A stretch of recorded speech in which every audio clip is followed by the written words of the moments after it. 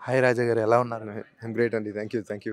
Okay. అంటే చాలా సినిమాల్లో సపోర్టింగ్ ఉంది గానీ, మీరెందుకు ఫైనల్‌గా ఒక సినిమా కథతో నేను వెతుకుతున్నానండి. ఏమైనా కథలేమైనా వచ్చినా if anybody is bringing a good script I'd love to do it అండి. సో బట్ టిల్ దెన్ ఏమైనా ఎనీథింగ్ క్యారెక్టర్ సెంచురీ ఉన్నప్పుడు మనకు నచ్చితే నేను చేస్తాను. That's only thing that I have. So అది చిన్నదా, పెద్దదా లేకపోతే లీడా అని చూడను. So if the character what they are offering is good I'd love to do it.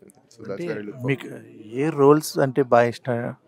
అంటే జనాలు కనెక్ట్ అయ్యే రోల్స్ అండి. Like beat family, drama, romance, rom coms ఇవన్నీ ఎక్కువ జనాలకి మనలో ఒకళ్ళ అనిపించే ఉంటాయి చూడండి. I like those kind of roles more.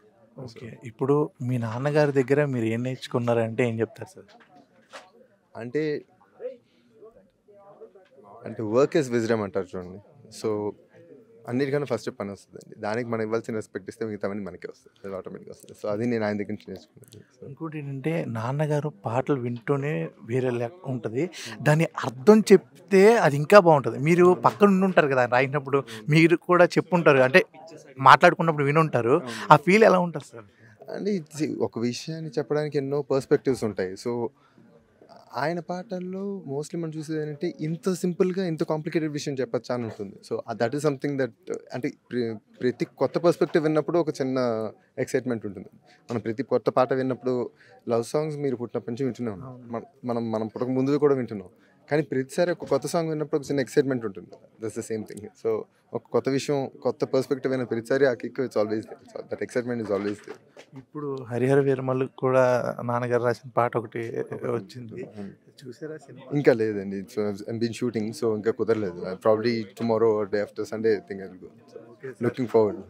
అంటే నాకు చాలా అడగాలని ఉంది కానీ మీరు ఓకే. సార్ మీకు బాగా నచ్చిన సాంగ్ అంటే అంటే నాన్నగారు అన్నీ ఆనుమత్యాలే. త్రివిక్రమ్ గారే చెప్పారు ఎవరు ఇంకెవరు ఒకటి చెప్పలేరండి. ఆయన అన్ని ఉన్నాయి. సో అలా ఒకటి ఐ జస్ట్ కాంట్ అంటే లవ్లో ఒకటి లేకపోతే ఈ వర్షం సాంగ్స్ కానీ, నువ్వు వస్తాంటేనే వద్దంటాను సాంగ్స్ కానీ మనం పెరిగిన పీక్ టైంలో విన్నవి. So those thing we always remember and always మనం ఎక్కువసార్లు వినే పాటలు ఉంటాయి. అండ్ అలానే ఒకటి రెండు లేదు డిఫరెంట్ జానర్స్. మనం మూడు బాగుంటే ఒక పాట వింటాం, మూడు బాగాలేకపోతే ఇంకోటి వింటాం, చిరాకు ఉంటే ఇంకో పాట వింటాం. సో అన్ని జానర్లోనే ఆయన పాటలు ఉన్నాయి. So it's always a mix. నార్మల్‌గా ఒక మనసు బాగోకపోయినా, ఏది బాగోకపోయినా కొన్ని పాటలు పెట్టుకుంటాం.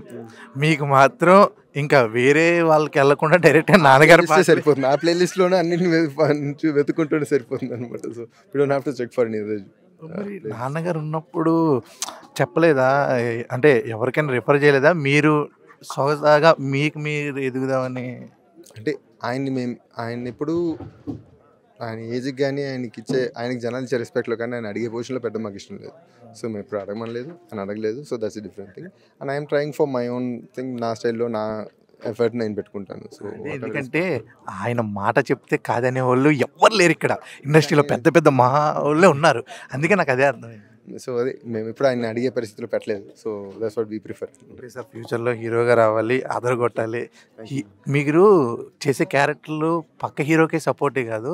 మీరు డైరెక్ట్ వస్తే మేము ఫుల్ సపోర్ట్ చేస్తాం. థ్యాంక్ యూ అండి. Thank you. Remember that. Thank you all the very best. Much. Thank you.